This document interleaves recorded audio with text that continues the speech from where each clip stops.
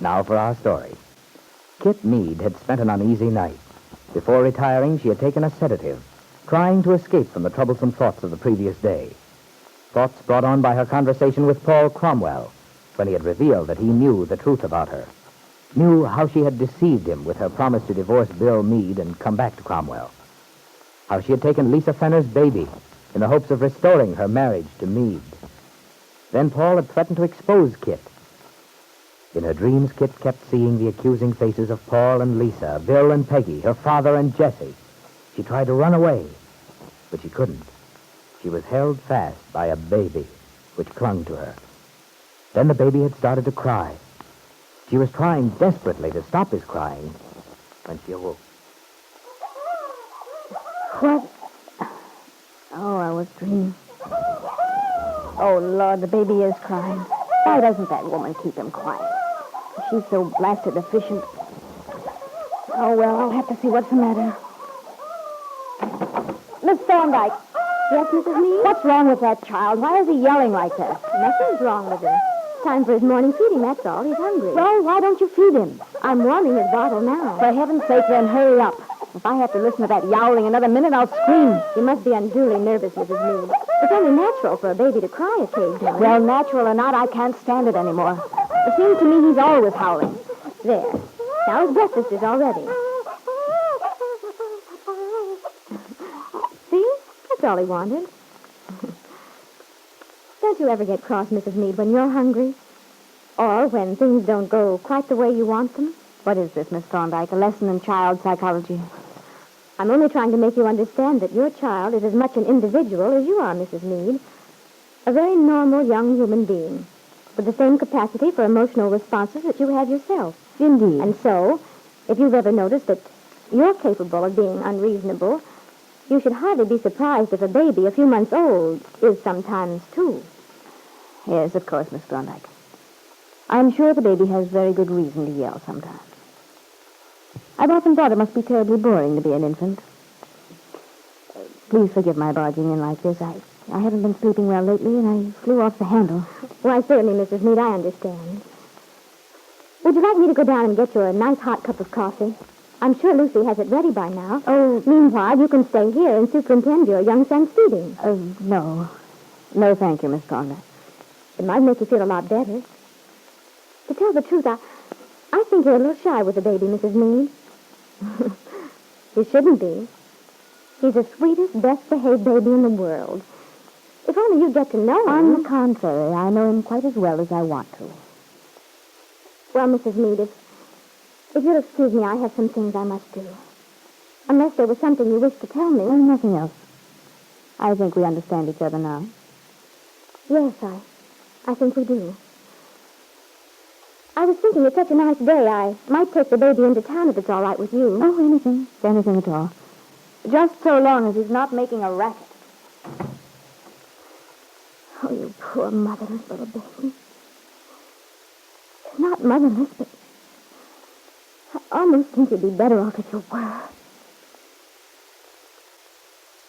Several hours later, Miss Thorndyke appeared on Wakefield's main street wheeling the luxurious tram Ben Calvert had bought his little grandson. The baby gurgled happily, pleased at the unusual excursion.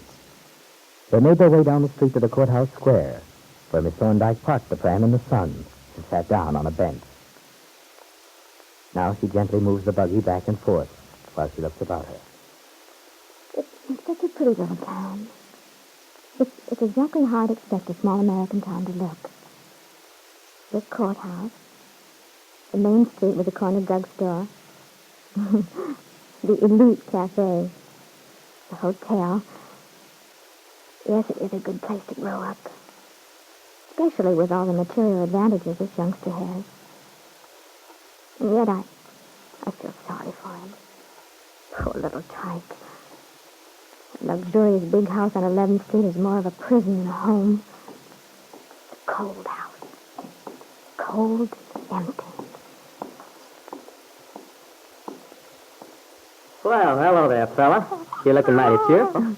He's pleased at being outside. This nasty weather we've been having lately. Oh, yeah. A guy likes to get out in the fresh air once in a while, doesn't he? In the fresh air once in a while, doesn't he? In the fresh air once in a while, doesn't he? In the fresh air once in a while, doesn't he? Excuse me, but this is Mrs. Meade's baby, isn't it? Why, yes. Yes. Well, the reason I asked was... I mean... the fact is, I'm the baby's father. His father? Yeah. Oh, Mr. Meade. So you're his father. Yeah. I don't wonder that you're surprised. Hey, I won't get you into trouble, will I? I mean, standing here talking where everyone can see us? Why, I don't know what you mean. Why? Well, I mean, I had an idea that maybe you've been forbidden to let me see him. You see, I'm not very popular around the Calverts. Oh. Well, I've never had any special instructions, Mr. Meade. We haven't been able to get out much, as I said, so I suppose it didn't occur to anyone that we'd be likely to meet. Oh, maybe so. Anyway, I'm awfully glad we did meet up. Gosh, he's grown a lot. He certainly has. He's going to be a big boy. He is? Can you really tell at his age? Oh, yes. Well, you can tell a lot by the size of his hands and feet, the general bone structure. Yes, I think he's going to turn out very much like his father in build. Well, I only hope he isn't all brawn and no brains like his dad. Mr. Meade, I hope you're exaggerating. No, you needn't worry about your son. He's a very smart baby. Oh, gosh, that's swell. Of course, he looks awfully smart to me, but then there's just a chance I might be prejudiced. The proud parent? Yeah. Oh, don't feel self-conscious. You've a right to be proud. Yeah, I'm proud, all right. But so far, I haven't been much of a father to him. I'm glad he isn't old enough yet to notice things, know the difference. Well, he is old enough to respond to affection, Mr. Meade. Or to notice the lack of it. He is? Gosh, that's been bothering me. Miss Thorndyke, does he feel any lack of affection at home? I mean, from Mrs. Meade?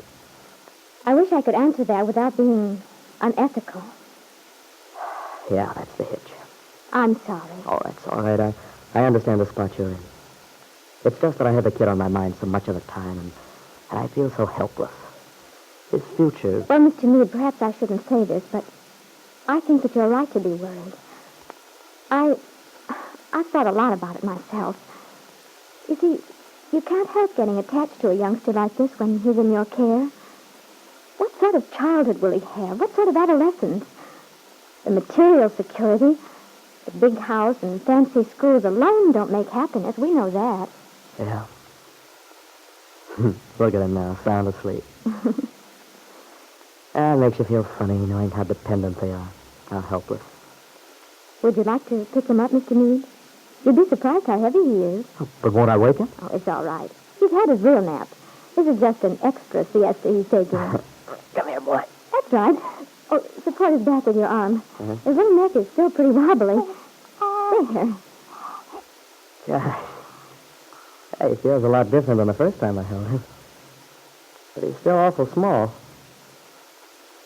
As Bill held the baby carefully, looked tenderly into his face, he was thinking, My son. I've got to take care of you, little guy. See that you have love, security. You won't get it at the Calverts, I know that. And this Miss Thorndyke made me realize it all the more. I've got to think of a way somehow. I've got to get you away from there and give you a real home life. And I will, fella. I don't know how, but I'll manage some way if it's the last thing I do. I know Kit doesn't really love you. And Ben thinks of you as something to own, a piece of property. It's no place for you, no place at all. No, you're going to get the breaks. I'll see that you do, no matter what. Somehow, it's going to be you and me together. Yes, Bill, you want the breaks for your son, but there are obstacles you can't foresee standing in your way.